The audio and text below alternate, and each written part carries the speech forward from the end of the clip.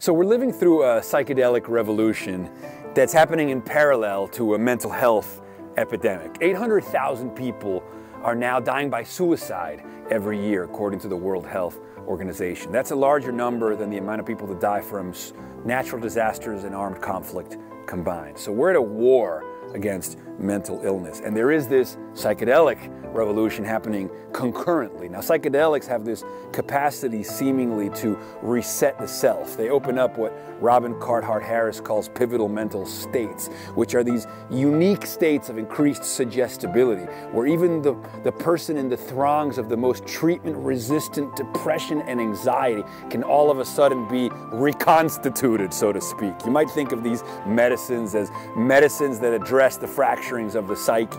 But again, they do this because they open up this pivotal mental state of increased suggestibility. It's a very delicate space. It's a space in which an open heart surgery of the psyche is literally taking place. And so we should not kid ourselves. There need to be guardrails. There need to be protocols and procedures. You need to connect people with psychotherapists, with psychedelic psychotherapists who have been trained, who have been vetted, who are trustworthy, who have a moral compass, who are not going to introduce their own baggage into the patient when they're in such a highly suggestible state. So we are in need of a trust network that vets psychedelic psychotherapists, that protects users, patients, those in the throngs of mental distress from being taken advantage of by charlatans, right? This is hugely important. So there's a new company called Psychable, and I'm really excited because what they're doing is precisely that. They're creating a kind of trust network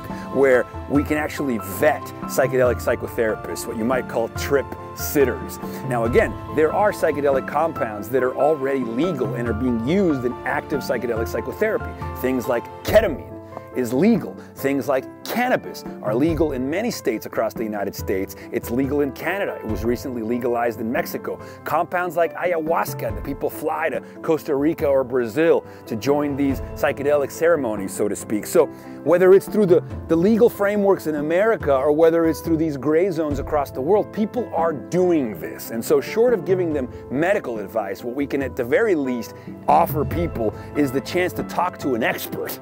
You know, the very chance the opportunity to talk to somebody who knows what they're talking about, who can offer best practices, protocols, and procedures, harm reduction potentially. And the point is, Psychable will create a trust network for all of this information to be shared, where people can seek out advice, where people can seek out information, where people can educate themselves. Because more important than anything, I think, is that we create safe spaces for people to partake in these visionary journeys. You know, people who are in the throngs of mental distress have suffered enough. What we don't want is for them to walk into a fire, into a burning bush. So let's protect people, let's create a trust network that can protect people, and let's get behind the folks at Psychable because I think they're doing good work in the world. So check them out if you have a chance, and thanks for listening.